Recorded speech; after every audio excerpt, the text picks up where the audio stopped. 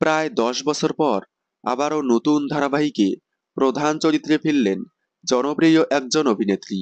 বাংলার এমন অনেক জনপ্রিয় অভিনেতা অভিনেত্রী আছে যারা দুই একটা ধারাবাহিকে প্রধান ভূমিকায় অভিনয় করে, তাদেরকে আর কোনো ধারাবাহিকে প্রধান ভূমিকায় অভিনয় করতে দেখা যায়নি।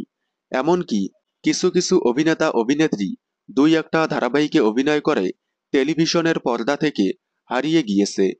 এবার তেমনই এক জনপ্রিয় অভিনেত্রী প্রায় 10 বছর পর আবারও প্রধান নায়িকার ভূমিকায় অভিনয় করতে চলেছেন। জনপ্রিয় অভিনেত্রী পায়েল দত্ত, যাকে সর্বপ্রথম কালার্স বাংলার শেষ থেকে শুরু ধারাবাহিকে প্রধান নায়িকার ভূমিকায় দেখা গিয়েছিল। এরপর তাকে কিরণমালা, ছদ্মবেশী, সীমানা পেরিয়ে, বেদের মেজোসনা, মীরা, সাজের বাতি, কৃষ্ণকলি, গ্রামের রানী বীণাপানি, চুনিপান্না, লালকুঠি, শেষ বাংলা মিডিয়াম এবং নিমফুলের মধু ধারাবাহিকে দেখা গিয়েছিল। তাকে শেষ থেকে শুরু ধারাবাহিকে প্রধান নায়িকার ভূমিকায় দেখা গেলেও বাকি ধারাবাহিকগুলোতে পার্শ্ব চরিত্রে অভিনয় করতে দেখা গিয়েছিল। তবে এবার দীর্ঘ কয়েক বছর পর আবারও প্রধান নায়িকার ভূমিকায় ফিরলেন তিনি। আকাশ আর্টস চ্যানেলে আসছে সমরেশ মজুমদারের হিরে বসানো সোনার ফুল কাহিনী অবলম্বনে আসছে নতুন ধারাবাহিক চ্যাটার্জি বাড়ির মেয়েরা।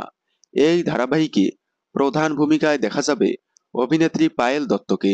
এছাড়াও তার সাথে দেখা যাবে জনপ্রিয় অভিনেত্রী স্নেহা দেব এবং মৌসুমী সাহাকে। সম্প্রতি সামনে এসেছে এই ধারাবাহিকের প্রোমো। তাহলে প্রায় দীর্ঘ 10 বছর পর আবারও নতুন ধারাবাহিকে প্রধান নায়িকার ভূমিকায় ফিরলেন অভিনেত্রী পায়েল দত্ত। পায়েল দত্তকে আপনাদের কেমন লাগে? তার নতুন ধারাবাহিক চ্যাটার্জি বাড়ির মেয়েরা দেখার জন্য আপনারা কতটা এক্সাইটেড? কমেন্টে জানাবেন। বাংলা বিনোদনের এই ধরনের সকল আপডেট সবার আগে পেতে চ্যানেলটি সাবস্ক্রাইব করে পাশে থাকা বেল আইকনটি বাজিয়ে দিন। ধন্যবাদ।